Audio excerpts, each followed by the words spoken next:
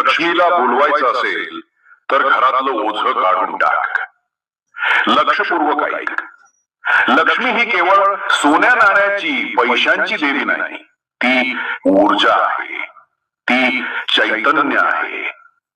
लक्ष्मी तिथेच येते जिथं घाण नाही. बाळा, तू म्हणतेस रोज पूजा करते, पण लक्ष्मी घरी येत नाही.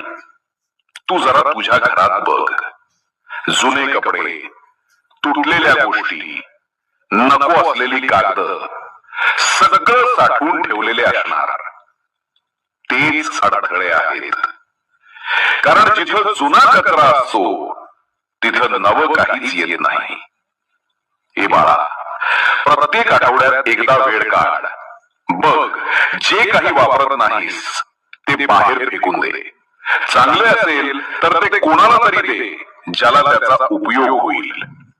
भिंती आणि कोपरे स्वच्छ कर, देवघर चमकव.